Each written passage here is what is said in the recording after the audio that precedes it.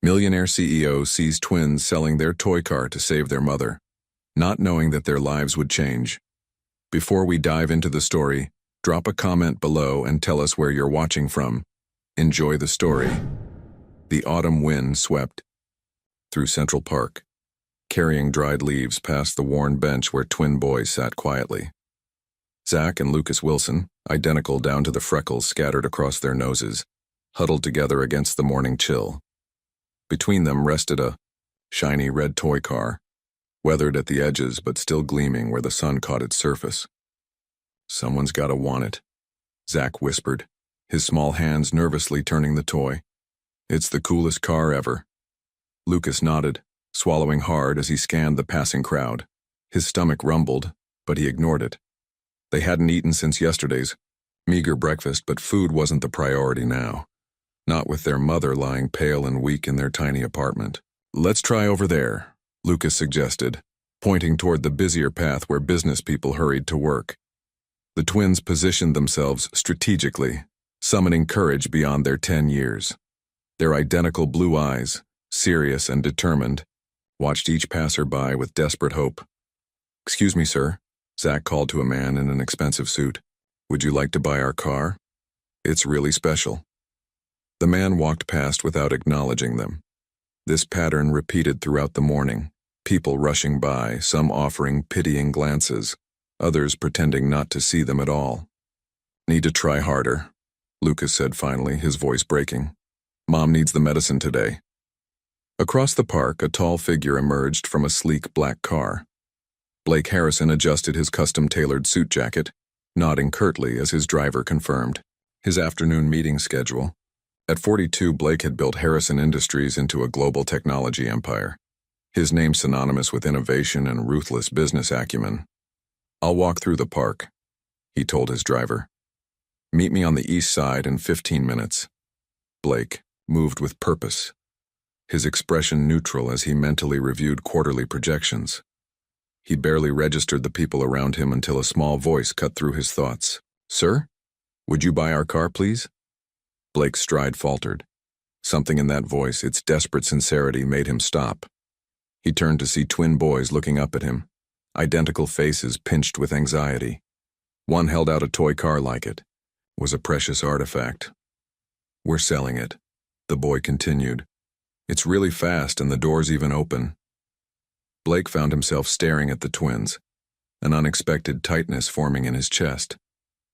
Something about their earnest faces, the careful way they handled the toy, as if parting with a treasure, resonated with him in a way he couldn't explain. "How much?" Blake heard himself ask. The twins exchanged glances. "Whatever you can pay," the one holding the car answered. "We just need it for our mom. She's really sick." Blake's gaze lingered on the toy car. It was obviously cherished, clean, despite its age, with clear fingerprints showing where small hands had gripped it countless times. Without fully understanding why, he reached for his wallet and removed several large bills. "Here," he said, extending the money. "Will this help?" The boys' eyes widened at the amount, far more than they'd hoped for. Zach carefully placed the toy car in Blake's palm, his small fingers lingering for a moment before reluctantly pulling away. "Thank you, sir," Lucas said, his voice trembling with relief. "This will help our mom a lot." Blake pocketed the car, watching as the twins gripped the money tightly and hurried away. He should have continued his walk, returned to the day's agenda and forgotten this brief interaction.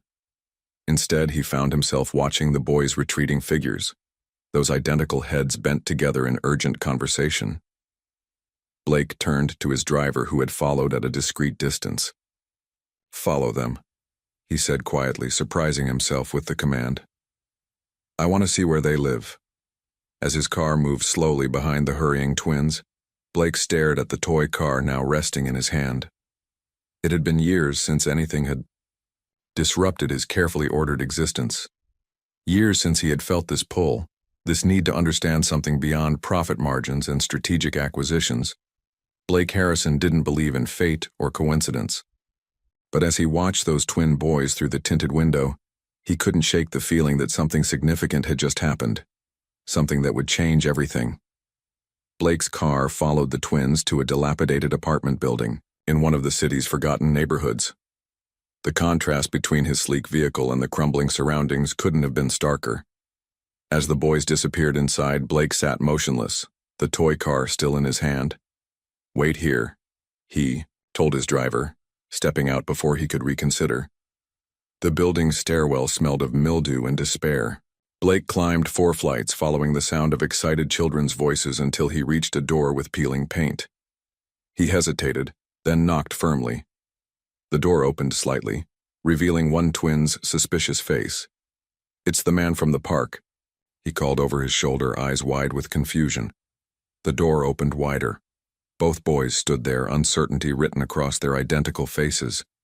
Behind them, Blake glimpsed a small, sparse apartment and the outline of a woman lying on a mattress. "Can I come in?" Blake asked. His usual commanding tone softened. After a moment's hesitation, the boys stepped aside. Inside, the apartment was clean despite its poverty. What struck Blake most was what was missing. No excess, no comforts, just bare necessities. "My mom's sleeping," one twin whispered. Lucas, Blake thought, though he wasn't certain. Catherine Wilson lay on a thin mattress, her breathing labored, skin ashen against the worn sheets. Even in illness, her resemblance to her son's was unmistakable. The same delicate features, though her once vibrant face was now hollow with suffering. "How long has she been like this?" Blake asked quietly. "Weeks," Zach answered, his small shoulders sagging. "She gets worse every day." Blake knelt beside the mattress, gently touching Catherine's arm. Her skin burned with fever. "She needs a hospital," he said decisively. "We don't have money," Lucas replied, his voice small. "That's why we were selling our car."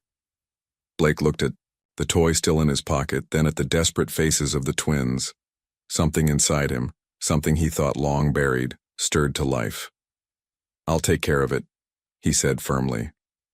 The boys exchanged glances. "How will we ever pay you back?" Zach asked, clutching the money they'd earned. Blake's expression softened unexpectedly.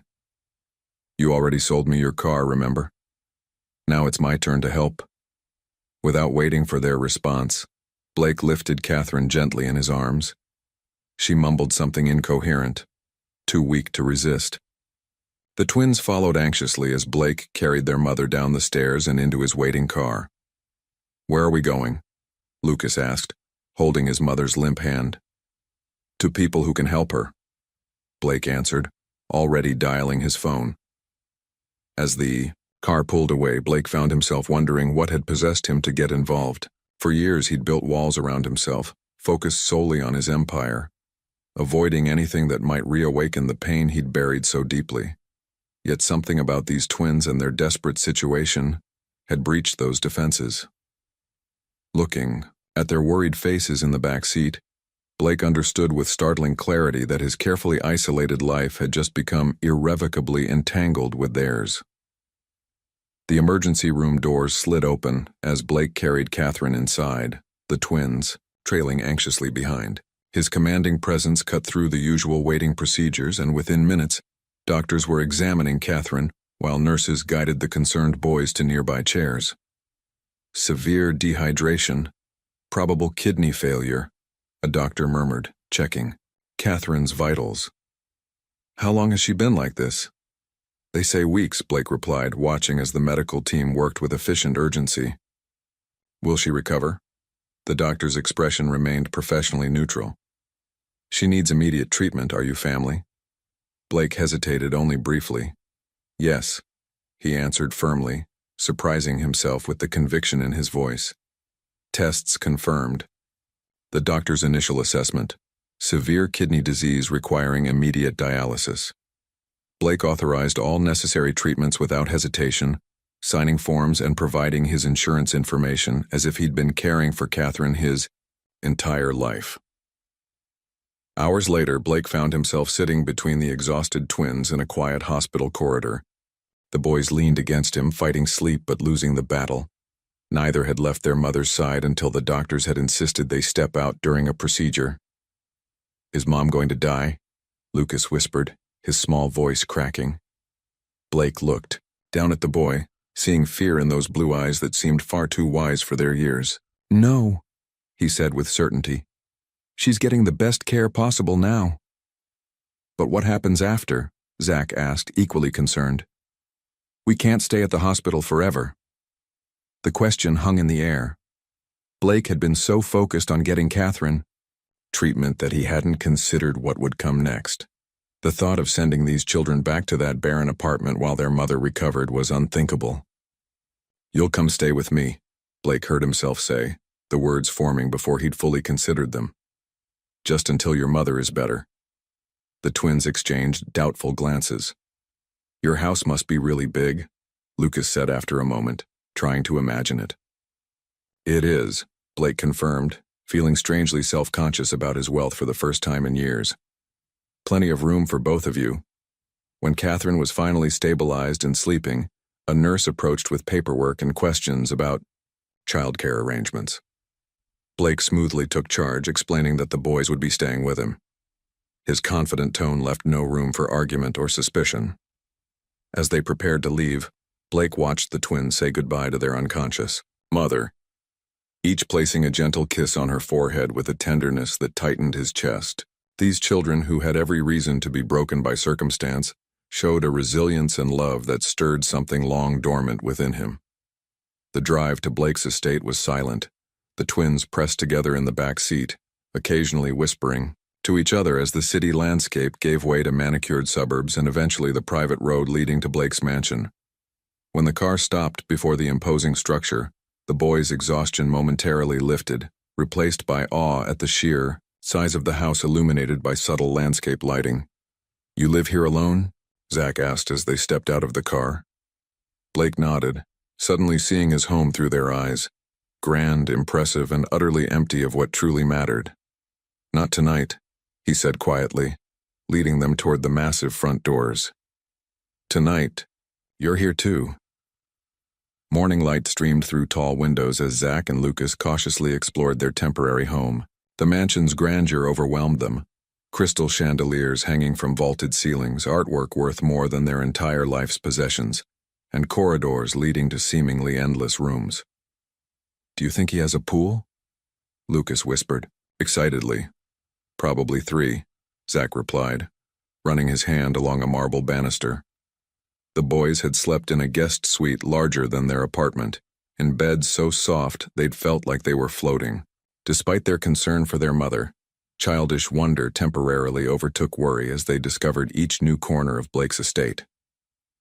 Blake watched them from his study doorway, coffee in hand. He'd made several calls already, arranging for Catherine's continued treatment, postponing meetings, and instructing his housekeeper to purchase necessities for the twins. He couldn't explain his actions even to himself. The hospital called, Blake announced as the boys rounded a corner. Your mother is stable. She's responding well to treatment. Both faces lit up with identical expressions of relief. Can we see her today? Lucas asked hopefully. This afternoon, Blake promised. Have you eaten? The twins shook their heads. Blake led them to the kitchen, where his housekeeper, Mrs. Winters, had prepared breakfast. The woman raised an eyebrow at the unlikely houseguests, but said nothing, as she served plates piled with food.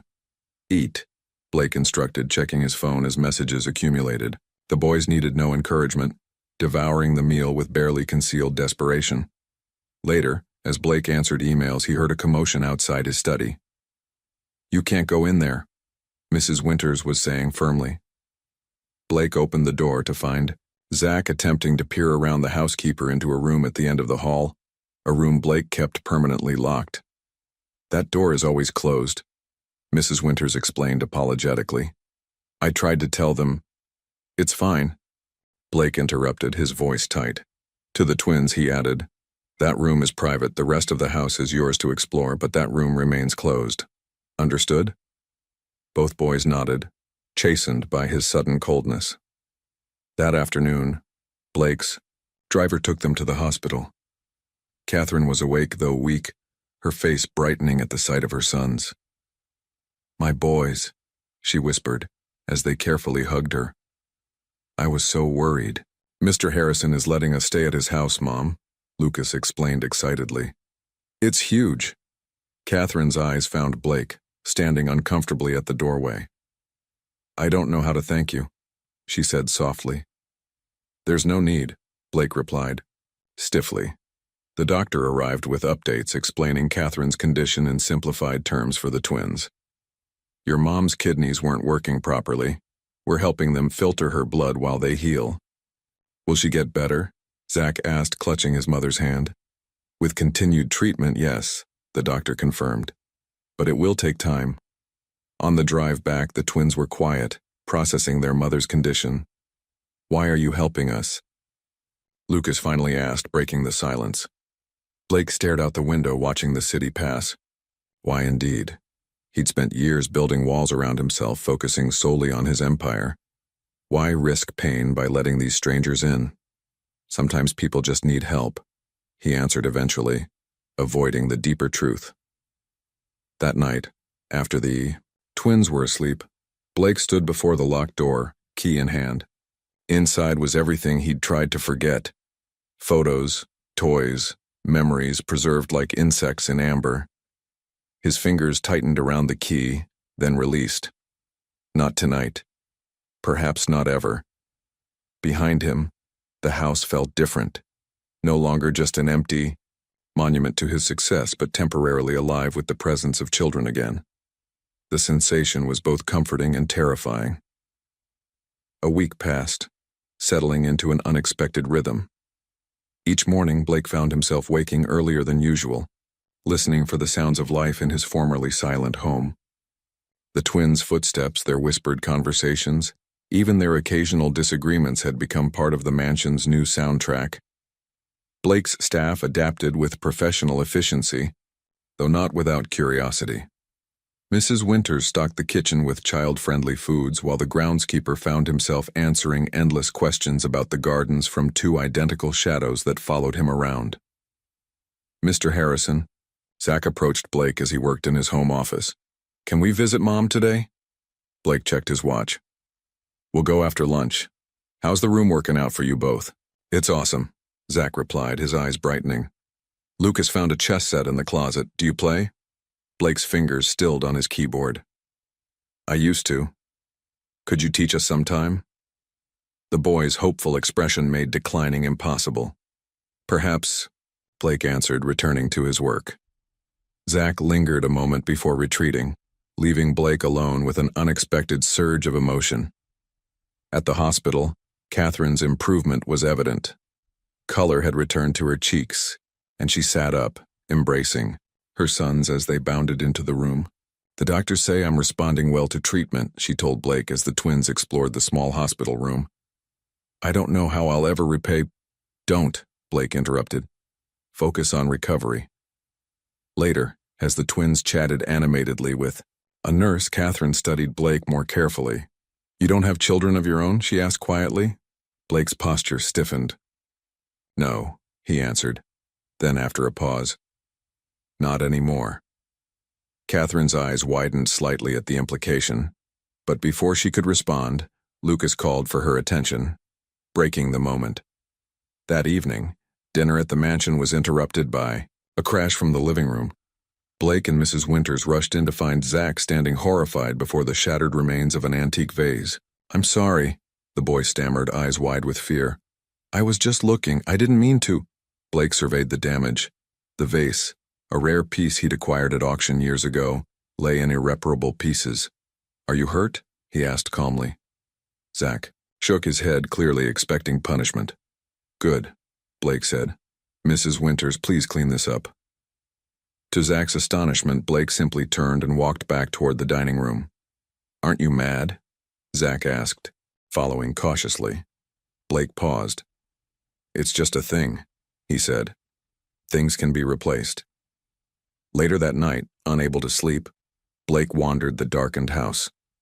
Passing the twins' room, he heard soft sobbing. He hesitated, then quietly opened the door. Lucas sat awake in bed, tears streaming down his face. Zach slept soundly in the adjacent bed. "What's wrong?" Blake asked. keeping his voice low. "I miss Mom," Lucas whispered. "What if she doesn't get better?" Blake sat carefully on the edge of the bed. "The doctors are very good. She's already improving." Lucas looked up, his tear-stained face vulnerable in the dim light. "Our dad died when we were 5. Mom said sometimes people just don't come back." The simple statement hit Blake with unexpected force. Without thinking, he reached out, awkwardly patting the boy's shoulder. "Your mother is coming back," he promised. "Try to sleep now."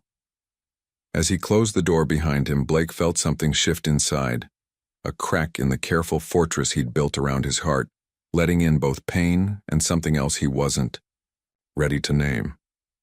2 weeks into their stay, the mansion had transformed. Schoolbooks now littered the dining table as Blake had arranged for temporary homeschooling. Children's jackets hung beside expensive coats in the foyer. The pristine silence had given way to lively chatter and occasional laughter. Today brought news they'd all been waiting for. Catherine was being released for outpatient treatment. Blake's driver brought her directly from the hospital, the twins, bouncing impatiently by the front door until they spotted the car approaching. "Mom!" they shouted in unison, rushing down the steps as Catherine emerged, still thin but standing straight. Color returned to her face. Blake watched from the doorway as the family embraced, feeling strangely like an outsider witnessing something precious. Catherine looked up, catching his eye, and smiled with genuine warmth. Something in his chest tightened unexpectedly. "Welcome," he said simply as they approached. "This is overwhelming," Catherine admitted, taking in the mansion's grandeur. "We can't possibly impose—" "You're not imposing," Blake interrupted. "The doctor said you need rest and continued treatment. This is the most practical arrangement." Mrs. Winters appeared, offering to show Catherine to her room. The twins immediately volunteered as tour guides, eager to show their mother everything they'd discovered. That evening, for the first time, all 4 ate dinner together. The twins dominated the conversation, updating Catherine on their temporary life, the gardens they'd explored, the chess lessons Blake had reluctantly begun giving them, the planets Blake's telescope could see. "You've been teaching them chess?" Catherine asked Blake during a rare pause. Blake nodded, uncomfortable with her scrutiny. They asked. "He's really good, Mom," Lucas added. "He says we're learning fast because we have good spatial." He looked at Blake for help. "Spatial reasoning," Blake supplied. Catherine smiled. "They've always been quick learners." Her expression turned serious. "But we need to discuss what happens next. The doctor says I'll need ongoing treatment for months, and I need to find work that can accommodate." "One step at a time," Blake interrupted. "Your treatment schedule is arranged. Everything else can wait." Later, after the twins were asleep, Blake found Catherine in the library, examining family photos displayed on a shelf.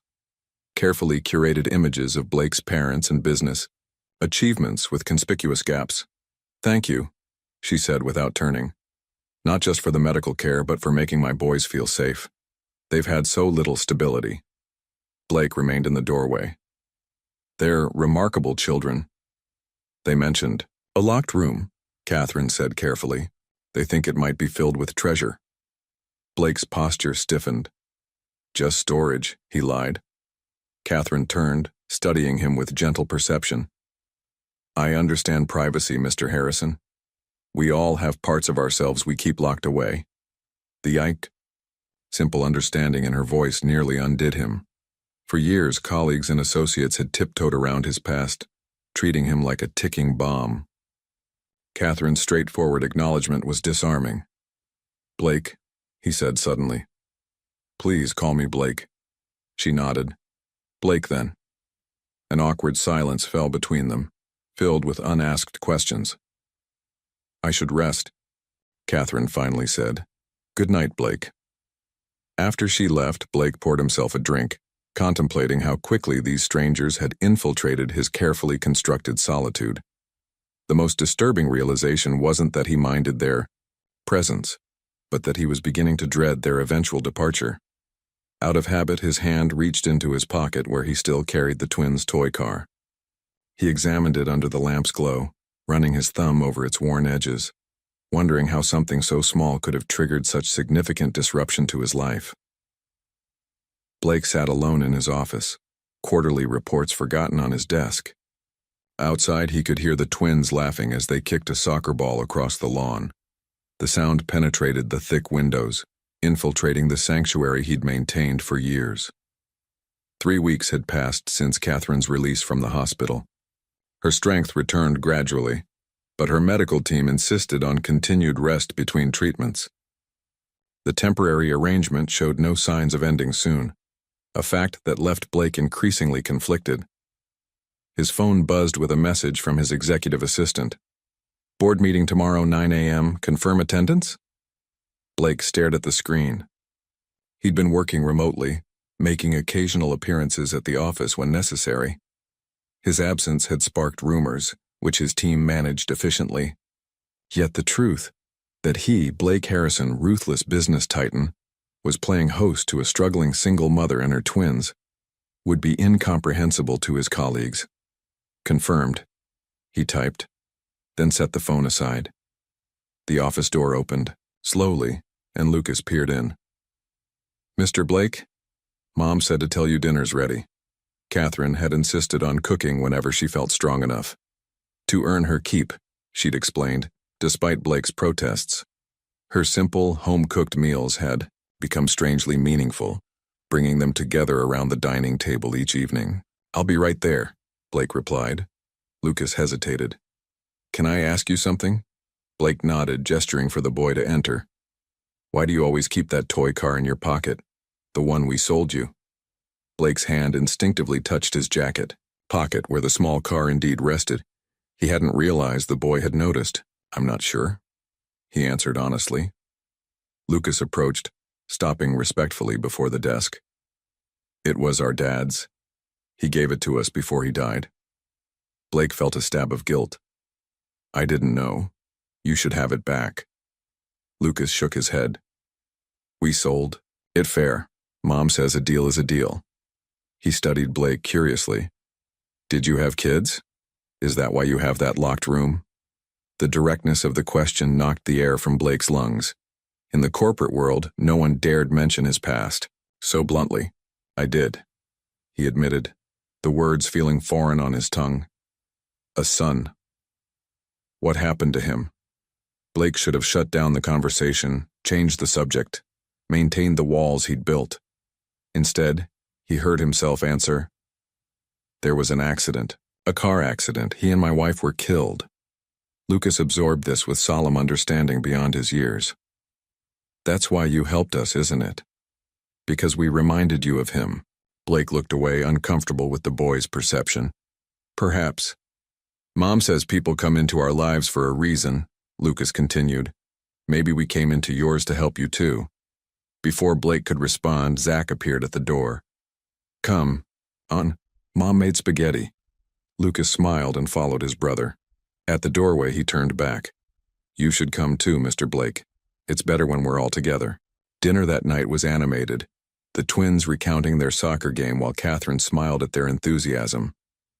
Blake observed quietly, struck by how the formal dining room, previously used only for rare business dinners, had transformed into a space of genuine warmth.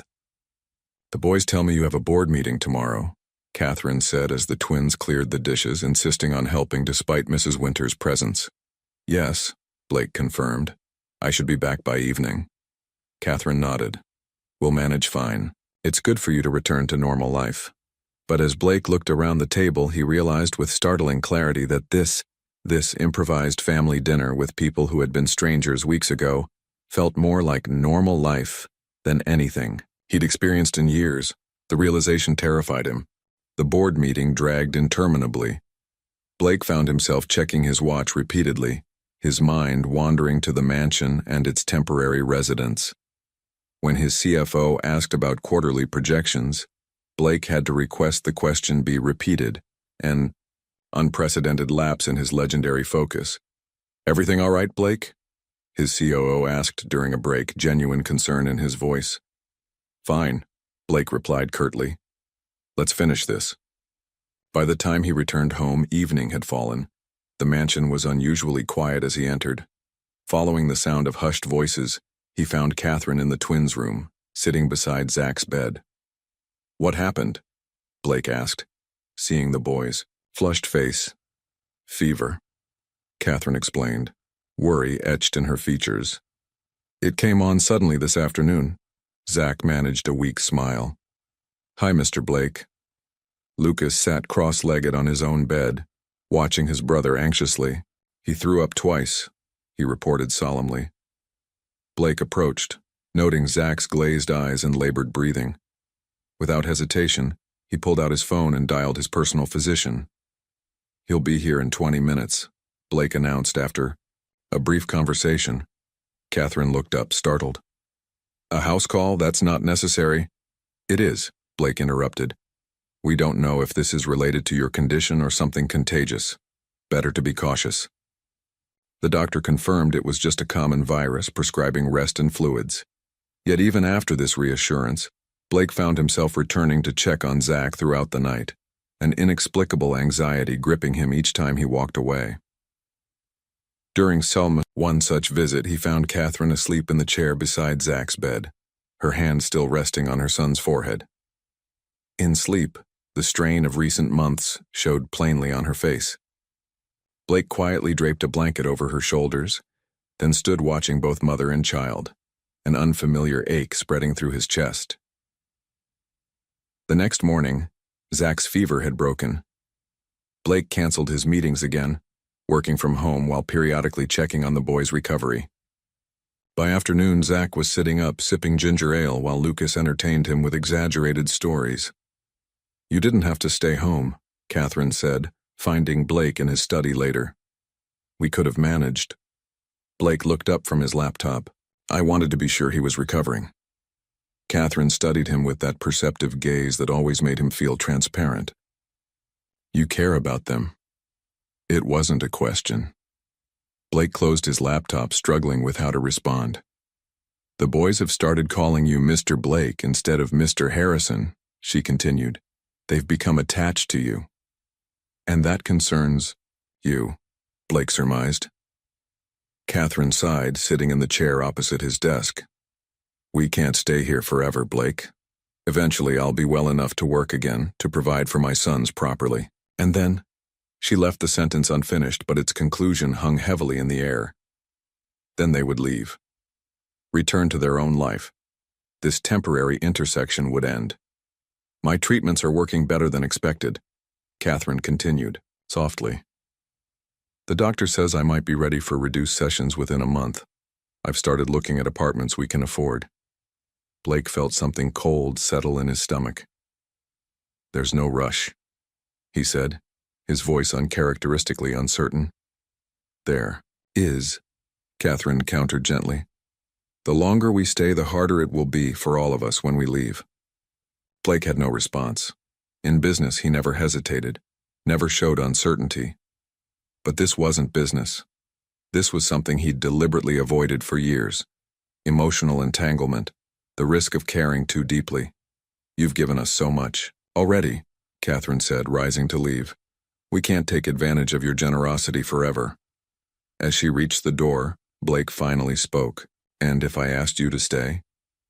The question surprised them both. Catherine turned, her expression a complex mixture of emotions. "Why would you?" she asked softly.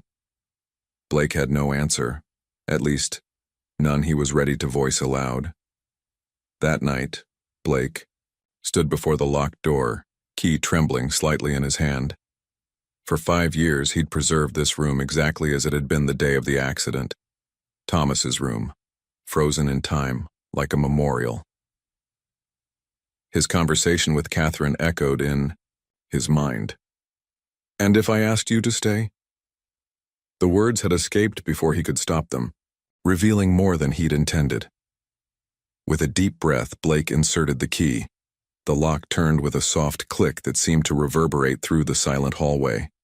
He pushed the door open slowly, dust particles dancing in the beam of light from the corridor. Everything remained as he'd left it. The blue walls covered with solar system decals, the bookshelf filled with adventure stories, The bed with its rumpled spaceship comforter that Mrs. Winters had been instructed never to touch. On the bedside table, a framed photo of Thomas with Blake and his wife, Sarah, all smiling on a beach vacation, their last together. Blake stepped inside, overwhelmed by memories. He picked up a toy car from the collection displayed on a shelf, identical to the one the twins had sold him. Thomas had loved cars too. Mr. Blake? He turned sharply. Lucas stood in the doorway, eyes wide with curiosity and uncertainty. "You shouldn't be here," Blake said, his voice hoarse. "I'm sorry," Lucas whispered. "I heard the door open." His gaze traveled around the room, understanding dawning on his young face. "This was your son's room." Blake nodded, unable to speak. "What was his name?" "Thomas." "Was he our age?" "He would be now. He was 5 when—" Blake couldn't finish. Lucas entered cautiously, approaching the photo on the nightstand. "You all look happy." "We were." Lucas studied the picture, then looked up at Blake. "My mom says Dad watches over us from heaven. Maybe Thomas watches over you too." The simple statement, delivered with a child's certainty, cracked something inside. Blake. He sat heavily on the edge of the bed, emotions he'd suppressed for years finally breaking through. "I miss him," Blake admitted, the words barely audible. "Every day." "We miss our dad too," Lucas said, sitting beside him. "Mom says it's okay to be sad sometimes, but we shouldn't forget to be happy too." From the doorway came a small gasp. Zach stood there, still pale from his illness but eyes wide at the forbidden room. Behind him, Catherine appeared, her expression softening as she took in the scene. "Boys, come away," she said gently. "This is private." "It's all right," Blake found himself saying. "They can come in." Zach approached cautiously, examining the room with quiet reverence. "Cool space lamp," he observed, pointing to a rocket-shaped nightlight. Thomas was afraid of the dark, Blake explained, surprising himself with how easily the words came now. "We bought this on his 5th birthday." Catherine remained in the doorway, watching as Blake began showing the twins Thomas's favorite, books and toys. Each object came with a story, memories Blake had locked away now flowing freely. The pain was still there, but somehow sharing it made it bearable. Later, after the twins had gone to bed, Catherine found Blake still in Thomas's room, sitting quietly. "I'm sorry they intruded," she said. "They're naturally curious." "Don't be," Blake replied. "It was time to open this door." Catherine leaned against the doorframe. "It's a beautiful room. He must have been a wonderful little boy." "He was." Blake looked up at her. "The accident was my fault. I was driving. A truck ran a red light. I survived. They didn't." Catherine crossed the room and sat beside him. "That's why you've isolated yourself all these years. You're punishing yourself." The simple truth of her assessment left him speechless. "Survivor's guilt is a terrible burden," she continued softly. "But living half a life doesn't honor their memory." Blake looked into her compassionate eyes and felt, for the first time in years, like someone truly saw him. Not the successful CEO, but the broken man beneath the perfect facade. "I don't know how to stop," he confessed. Catherine placed her hand over his. "Maybe you've already started." Spring arrived, bringing transformation to both the estate grounds and its inhabitants. The gardens Blake had maintained, but rarely enjoyed, now became a sanctuary where the twins explored daily. Catherine's health improved steadily, her face regaining its natural glow, her strength returning with each passing week. Most remarkably transformed, however, was Blake himself. The change happened gradually, so subtly that an outsider might not notice. But Catherine observed how his rigid posture softened when the boys entered a room, how genuine smiles occasionally replaced his customary stern expression. One sunny Saturday, Blake surprised everyone by canceling his usual weekend work session and suggesting they all visit the city's Natural History Museum. "Really?" Zach exclaimed, nearly dropping his cereal spoon. "The dinosaur exhibit just opened," Blake said casually. as if family outings were commonplace for him. Unless you'd prefer something else. Dinosaurs are perfect, Lucas confirmed enthusiastically. Catherine watched this exchange with quiet amazement. Are you sure, Blake? You usually work Saturdays. Work can wait, he replied, their eyes meeting briefly in shared understanding of how significant this statement was for a man who had built his life around his company. The museum trip marked a turning point. For the first time, they ventured out together beyond medical appointments, a visible unit that drew curious glances from museum staff who recognized the famous CEO, accompanied by a woman and identical boys. Blake, normally hyper-aware of public perception, seemed indifferent to the attention. Look, Mr. Blake, Zach called, pointing excitedly at a massive T-Rex skeleton. This one's even bigger than the model in your library. Blake found himself caught up in their enthusiasm, answering endless questions about prehistoric creatures with information gleaned from books he'd read to Thomas years ago. When Lucas took his hand to drag him toward the next exhibit, Blake didn't pull away, an instinctive acceptance of physical connection that would have been unthinkable months earlier. Watching from a bench while the three examined a fossil display, Catherine felt a complicated mixture of emotions. Blake had changed from intimidating benefactor to something else entirely, a man who genuinely cared for her sons, who had opened himself to connection despite his painful past. The most troubling realization wasn't that she was grateful, but that she was growing attached in ways that went beyond gratitude. Ice cream? Blake suggested as they exited the museum, noticing a vendor across the street. The twins didn't need to be asked twice. As they raced ahead, Catherine and Blake followed at a slower pace. Thank you for today, she said. I haven't seen them this excited in a long time. I enjoyed it too, Blake admitted.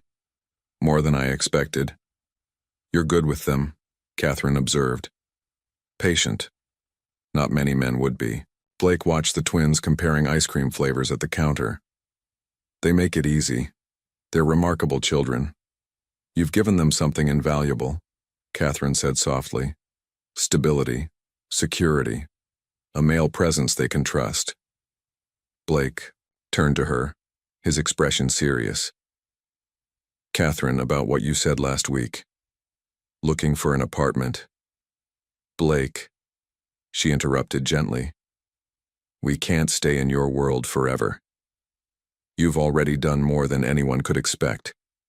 What if I want you to stay? The words hung between them, weighted with implications neither was ready to fully address.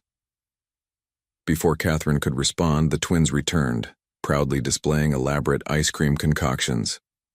Mr. Blake, can we go to the park next weekend? Lucas asked eagerly. Perhaps, Blake replied, glancing at Catherine. We'll see. That evening, as the twins recounted their museum adventures to Mrs. Winters, Blake found Catherine in Thomas's room. She stood by the bookshelf, examining a model airplane hanging from the ceiling. I used to imagine leaving was the right thing, she said without turning. For you, for us. A clean break before everyone gets too attached. She finally faced him. But I'm beginning to think that might no longer be possible. Blake stepped into the room, the space no longer filled with just pain and memory, but something new. Possibility. Then don't leave, he said simply.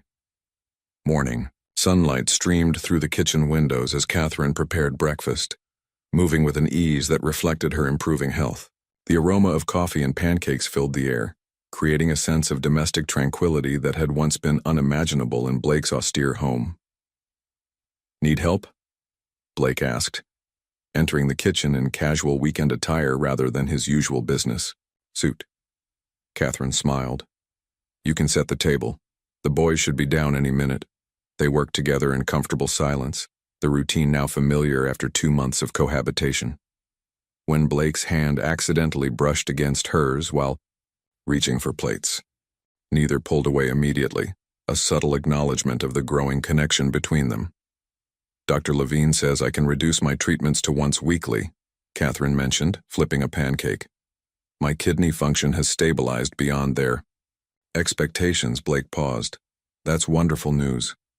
It is, she agreed, though her tone carried a hint of uncertainty. It also means I need to think seriously about work. I can't be financially dependent forever. Before Blake could respond, thundering footsteps announced the twins' arrival. They burst into the kitchen already dressed for their Saturday baseball practice, another new addition to the household routine. "Mom! Mr. Blake!" Zach exclaimed. "Coach said I might pitch today." "And I'm playing first base," Lucas added proudly. Breakfast. Conversation centered on baseball strategy and team standings. The earlier tension momentarily set aside. Blake, who had never attended a sporting event that wasn't a corporate sponsorship opportunity, found himself genuinely invested in the twins' athletic progress. At the local field, Blake and Catherine sat together on aluminum bleachers, watching the boys warm up with their teammates. Several parents nodded respectfully toward Blake, though none approached. His reputation for privacy preceded him. "They've grown," Catherine observed. "Their clothes from February barely fit now." "Children do that," Blake replied with a small smile. "Grow when you least expect it." Catherine turned to study his profile. "Not just physically, they're happier, more confident. That's because of you, Blake." He shook his head. "They're resilient, and they have you. But now they have you too," she said softly. "They talk about you constantly. Mr. Blake showed us how to use the telescope. Mr. Blake explained how airplanes fly. Mr. Blake promised to teach us chess openings."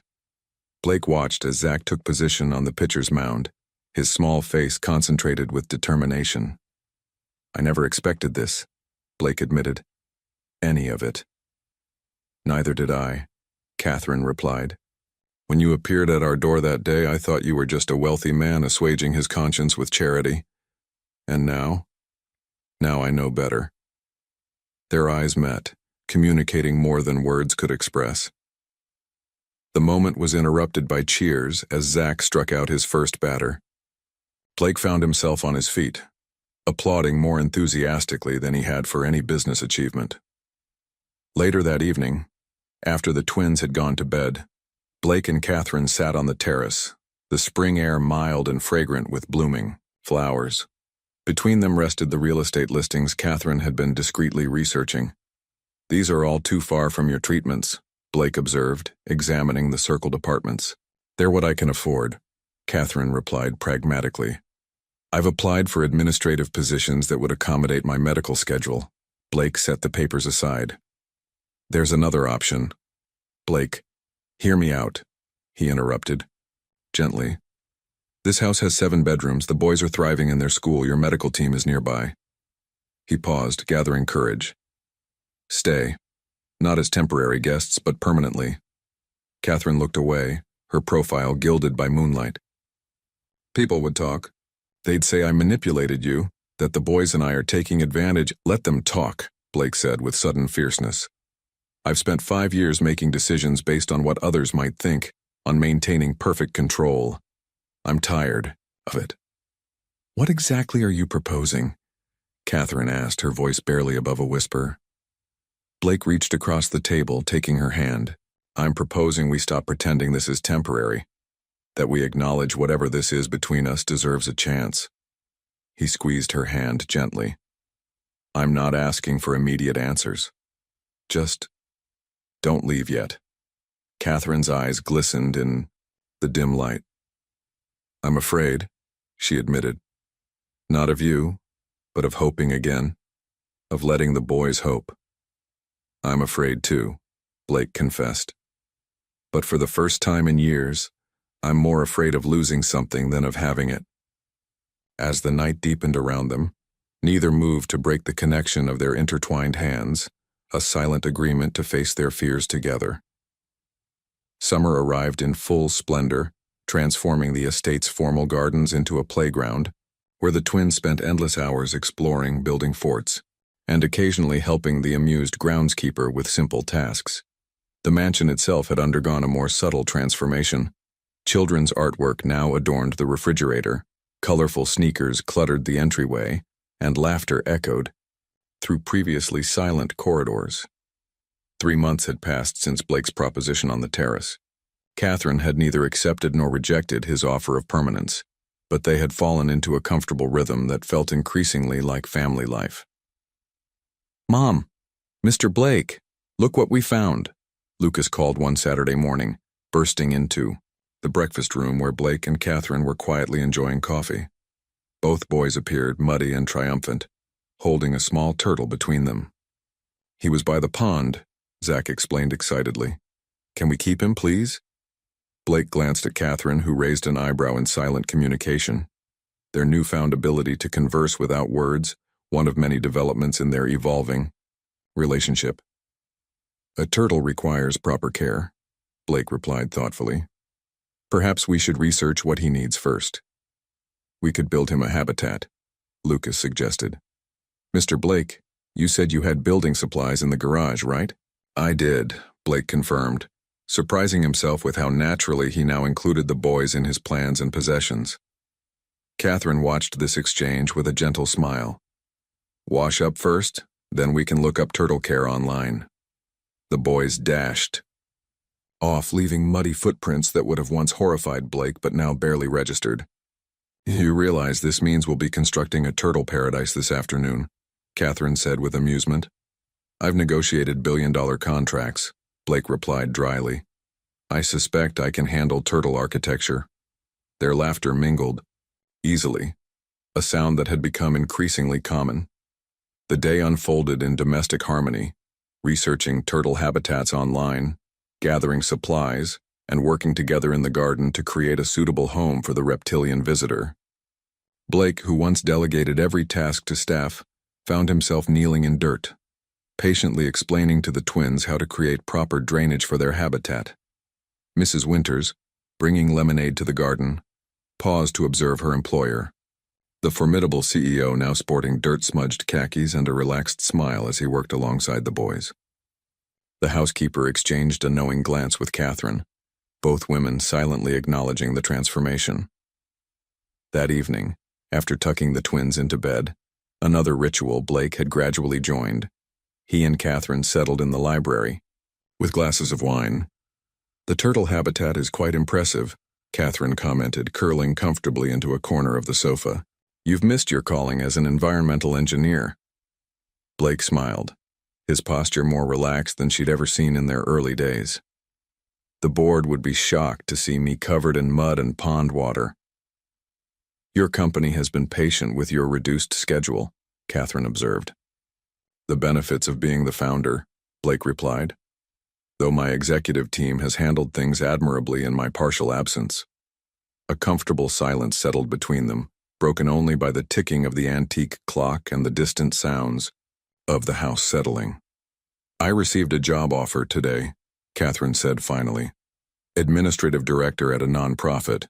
The salary is modest but adequate, and they're willing to accommodate my treatment schedule." Blake set down his wine glass carefully. "Congratulations," he said, his tone measured. "When would you start?" "I haven't accepted yet," Catherine replied, watching his expression. "It would mean decisions about other matters." The unspoken question hung between them. Would accepting the job mean leaving the estate, ending this careful dance they'd been performing?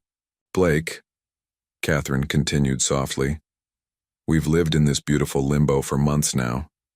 The boys consider this home. They consider you." She hesitated. "Family?" Blake supplied, his voice carrying a hint of vulnerability rarely revealed. Catherine nodded. "They've grown to love you. And I—" She stopped, suddenly uncertain. Blake moved closer on the sofa, taking her hand. "And you?" Catherine met his gaze directly. "I've grown to love the man behind the fortress, the man who builds turtle habitats and cheers at Little League games, the man who opened locked doors." Blake's thumb traced circles on her palm. "I never expected to feel this way again," he admitted. "After losing Sarah and Thomas, I convinced myself it was safer to feel nothing. And now?" Catherine prompted gently. "Now I find myself terrified by how much I have to lose," Blake confessed. how essential you and the boys have become to my life. Catherine leaned forward until their foreheads touched. Then ask us to stay, she whispered. Not as guests or charity cases. Ask us properly. Blake sat in his office the following morning, staring at the small velvet box on his desk. The antique ring inside, his grandmother's, had been in a safe deposit box for years.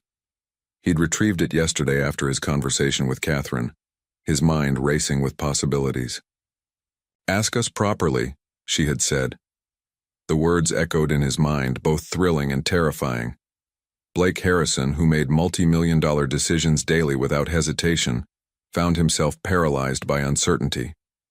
A gentle knock interrupted his thoughts. Mr. Blake. Lucas peered around the door. Mom said to tell you lunch is ready. I'll be right there, Blake replied, quickly slipping the ring box into his desk drawer. Lucas lingered. Are you okay? You look worried. Blake managed a smile. Just thinking about some important decisions. About us staying? Lucas asked with startling directness. Zach and I want to stay. Forever. Blake's breath caught. You do? Lucas nodded solemnly. Mom's happier here, and you're happier with us, we can tell. You're very perceptive, Blake observed. The boy shrugged. Twins notice things. He hesitated, then added, Mom loves you, you know. She smiles different when you're around. Before Blake could respond, Lucas disappeared down the hallway, leaving him stunned by the simple wisdom of a 10-year-old. At lunch, Blake found himself studying Catherine across the table as she laughed at something Zach said. She caught his gaze and smiled, that special smile Lucas had mentioned, sending warmth spreading through his chest. I thought we might visit the lake this afternoon, Blake suggested as they finished eating. The weather's perfect for it. The twins cheered their approval. Blake's estate included a small private lake, complete with a boathouse and dock, which had become a favorite spot during the summer heat. Hours later, as the sun began its descent, Catherine and Blake sat on the dock watching the twins splash in the shallows. A comfortable silence stretched between them, broken only by the boys' laughter and the occasional call of birds. I spoke with the nonprofit director this morning, Catherine said finally. I asked for a few more days to consider their offer. Blake nodded, his fingers unconsciously touching the ring box in his pocket. What's holding you back? Catherine turned to face him fully. You know exactly what's holding me back, Blake. The same thing that's had you distracted all day. Her expression softened. Whatever you're wrestling with, just say it. Blake took a deep breath. When I bought that toy car from the boys, I never imagined where it would lead. I was empty, functioning but not living. He gazed out at the twins. Then suddenly my house was full of noise and chaos and life again. It wasn't just charity, was it? Catherine asked quietly. Even at the beginning. Blake shook his head. I told myself it was, that I was just helping because I could. But from that first day, seeing those twin boys trying so desperately to save their mother, he met her eyes. They reminded me of Thomas, but they also reminded me of what it meant to care deeply about something beyond myself. Catherine reached for his hand. And now? Now I can't imagine this house without you in it, without the boys, running through the halls without your laugh in the kitchen, without, he squeezed her hand, without the family we've somehow become. The twins' splashing grew more distant as they chased each other along the shoreline, giving the adults a moment of privacy. I used to think I didn't deserve happiness, Blake continued. That surviving when Sarah and Thomas didn't was some cosmic punishment. And now? Catherine prompted again. Now I think maybe they would want this for me. For us. Blake reached into his pocket and withdrew the ring box. I've been carrying this around all day, trying to find the perfect moment, the perfect words. Catherine's eyes widened as he opened the box, revealing a vintage emerald surrounded by diamonds. I'm not offering security or stability or financial support, Blake said, his voice steady despite his racing heart. I'm offering partnership. family. A life together that honors both our pasts, but isn't defined by them. He took her hand. Catherine Wilson, will you and your remarkable sons make this house a home permanently? Will you marry me? Catherine's eyes filled with tears. For a moment that stretched eternally, she simply looked at him, her expression unreadable. Then, slowly, she nodded. Yes, she whispered. Yes, we'll stay. Yes, I'll marry you. Blake slipped the ring onto her finger with trembling hands, then pulled her close. Their kiss was gentle at first, then deepened with the promise of shared futures and healing hearts. They broke apart at the sound of approaching footsteps. The twins ran toward them, dripping wet and curious. What's happening? Zach asked, noticing his mother's tears and Blake's uncharacteristically emotional expression. Catherine extended her hand, showing them the ring. Mr. Blake has asked us to stay, permanently, as a family. The boys stared at the ring, then at the adults, processing this information. Does that mean you're getting married? Lucas asked cautiously. Blake nodded. If that's all right with you? Both. The twins exchanged one of their silent communications, then broke into identical grins. Does this mean we can call you Dad? Zach asked boldly. The question hit Blake with unexpected force. He had been prepared for hesitation, for a gradual transition. Instead, these remarkable boys offered immediate acceptance, a gift he never thought he'd receive again. I would be honored, Blake said, his voice rough with emotion. But only when you're ready. The twins launched themselves forward, wrapping their arms around both adults in an enthusiastic group hug that nearly toppled everyone into the lake. Laughter and tears mingled as the newly defined family held each other close, the setting sun casting them in golden light. Later that night, as the twins slept and Catherine admired her ring in the moonlight streaming through their bedroom window, Blake found himself thinking of Thomas. For the first time, the memory brought bittersweet joy rather than crushing pain, the sense that his son would approve of the family his father had found. In his pocket, Blake still carried the twins' toy car, now a talisman of unexpected beginnings, rather than painful endings. Blake Harrison, once known only for his business acumen and reclusive nature, now found himself the subject of different kinds of whispers as he, Catherine, and the twins entered the charity gala. 6 months had passed since his proposal by the lake. The announcement of their engagement had created ripples throughout Boston's elite circles. Blake, called Richard Thornton, chairman of Blake's board. We were beginning to think you'd become entirely domestic these days. Blake guided Catherine forward, his hand resting lightly at the small of her back. Richard, I'd like you to meet my fiancée, Catherine Wilson. Catherine, elegant in a midnight blue gown that complemented the emerald on her finger, extended, her hand with quiet confidence. It's a pleasure to meet you, Mr. Thornton. Blake speaks highly of your business partnership. Richard's expression betrayed momentary surprise before he recovered his polished charm. The pleasure is mine. Blake has been different these past months, happier. Now I understand why. As they moved through the crowded ballroom, Blake introduced Catherine to colleagues and business associates. Some responded with genuine warmth, others with barely concealed curiosity about the woman who had captured the heart of Boston's most eligible widower. They're wondering what my angle is, Catherine murmured as they stepped onto the dance floor. The single mother who somehow ensnared the billionaire. Blake drew her closer, moving smoothly to the orchestra's waltz.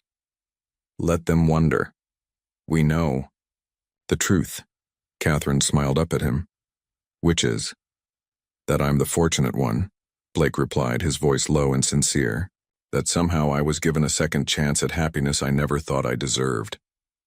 Later that evening, as they drove home, Catherine rested her head against Blake's shoulder. The boys will want a full report. Zach was convinced you'd be eating from golden plates. Blake chuckled. Wait until they hear about the chocolate fountain. They found Mrs. Winters in the living room reading to the twins who had stubbornly refused to sleep until their mother and Blake returned. Mom, Dad, Zach exclaimed, the term Dad now comfortably established in their daily lexicon. How was the fancy party? Blake still felt a surge of emotion each time the boys called him Dad, a title he thought he'd never hear again. Less exciting than you'd imagine, he replied, loosening his tie. Mostly grown-ups talking about boring things. Did you dance? Lucas asked, scrambling to make room on the sofa for them. Catherine kicked off her heels with a sigh of relief. We did. Your future dad is surprisingly good at it. The twins looked impressed. Can you teach us? Lucas asked. For when we go to fancy parties too? Of course, Blake promised, settling beside them, though those might be a few years away yet.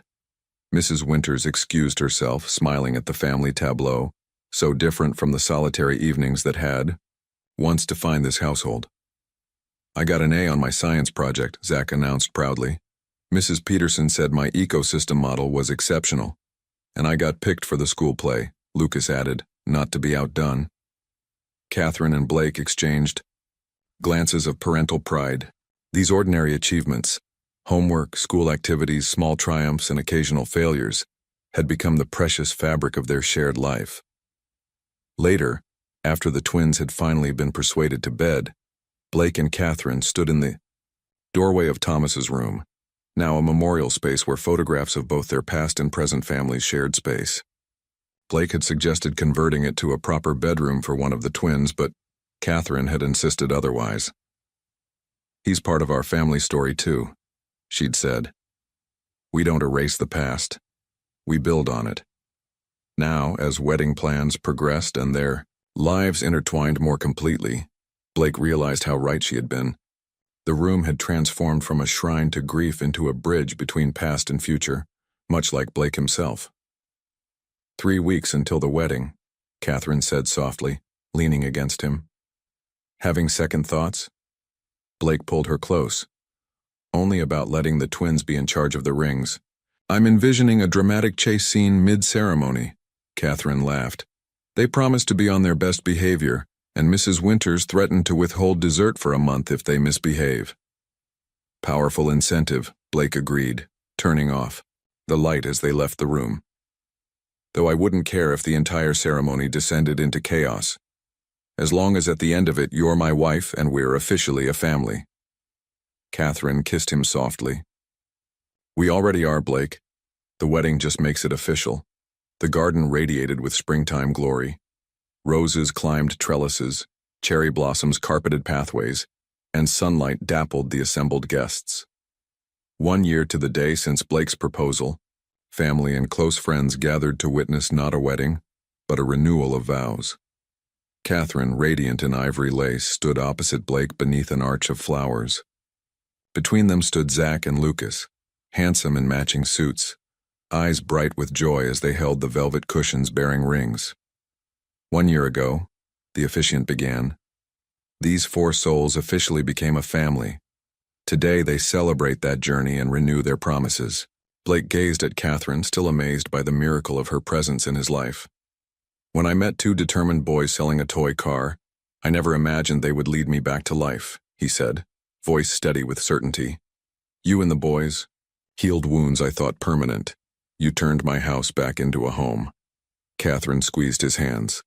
You saved us in every way a family can be saved. But more importantly, you loved us not out of obligation but with your whole heart. The twins presented the rings with perfect solemnity. As Blake slipped the band onto Catherine's finger, he noted the engraving inside. Second chances. Life had come full circle. What began with a small red toy car had transformed into something beautiful and enduring, proof that even the most wounded hearts could find healing through love's unexpected pathways.